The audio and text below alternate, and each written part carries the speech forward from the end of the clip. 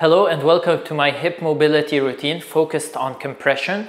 This will help you with things like L-sit, the deep squat, handstands, and tuck planches. Also just picking things up off of the ground without having too much back pain. We're going to start with some passive stretching, then some PNF, then some active stretching, and then some antagonist muscle strengthening to help those glutes relax and get you deeper into those stretches. Let's get started. We're going to start with the light passive stretching. You can do this by just sitting down and bringing your knee closer to your chest or laying down on your back.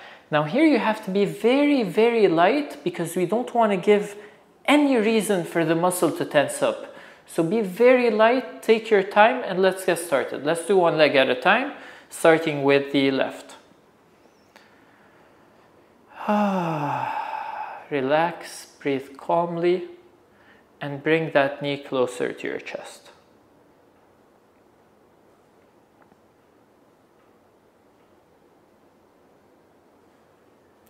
Again, you can be doing this laying down.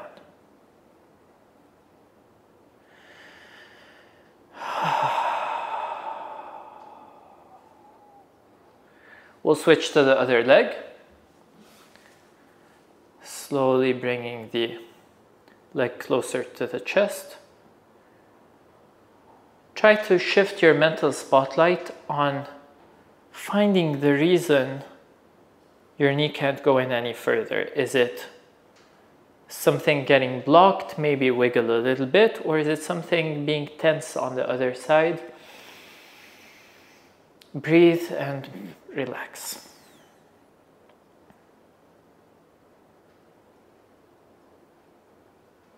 This is going to be a short routine, so in a moment we'll switch back to the other leg. Let's do that.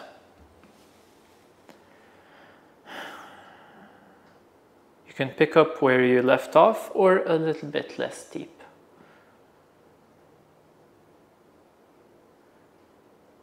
Again, we're not pushing very hard because we really don't want to provide any incentive at all for any muscles to tense up at this point. We'll do the other leg.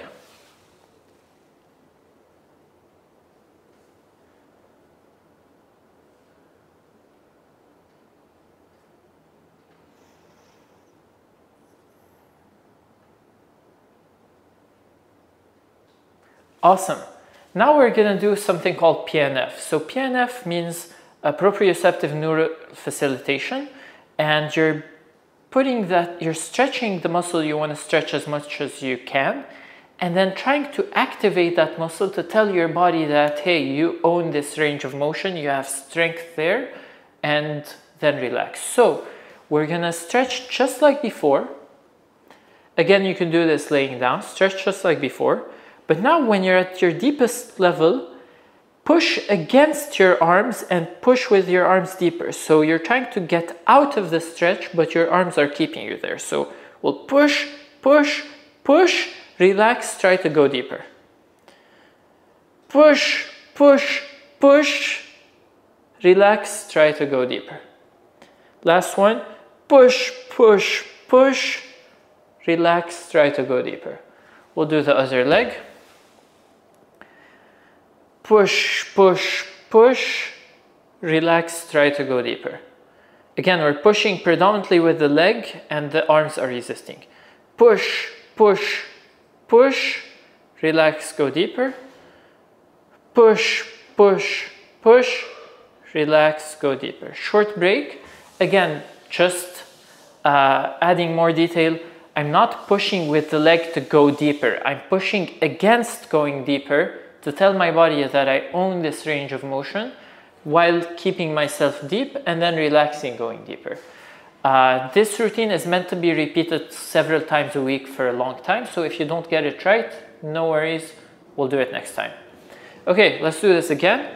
So maximum depth, then push to get out of the depth. 1, 2, 3, relax, go deeper. Push to get out of the depth. 1, 2, 3, relax, go deeper. Push to get out of the depth. 1, 2, 3, relax, go deeper. Switching the legs. Push to get out of the depth. relax, go deeper. Push to get out of the depth, relax, go deeper. And push to get out of the depth, relax, go deeper. Awesome. Now we're going to do some more active stretching. So here you can sit on a bench. You can do this against the wall, or you could do one on the floor that is more advanced. I'll demo 1 rep of each quick, then I'll choose one and we'll do it together. If you're sitting on a chair, you're just gonna go lean as much as you can in between your thighs. So that is gonna be our active stretch. If you're against the wall, I'm just gonna sit down like this and try to hinge from there. And if you're doing the more advanced version, you're gonna kneel down. You're gonna keep your body straight and try to dive chest first into the ground. If you wanna make this even harder, put your arms behind your head, keep your back flat, and try to dive as much as you can without falling over. Okay, I'm gonna do the one that's on the chair or blocks, ideally a little bit higher than these, but I just happen to have these right now. And we're gonna go for 10 reps. 1, 2, 3, 4, 5,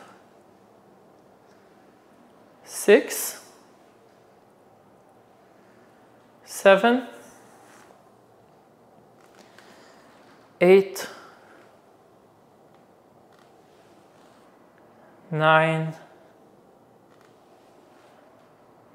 10. Short break. Try to keep your back flat as much as possible, but also whenever you hit the end range, try to go even deeper. Now, if you're going beyond your legs, you don't need to do this exercise anymore. I just happen to be doing that. Ideally, you need to do this if like this is challenging and you push deeper and you keep going from there. If you can go very deep with bent legs, you can work on your hamstring flexibility by opening the legs a little bit more, and now it's suddenly so much harder. So I'll do that for the next set. Get ready, let's go. 1, 2, 3, 4, 5, 6, 7, 8, 9, and 10. We'll relax a little bit and we'll do one more set.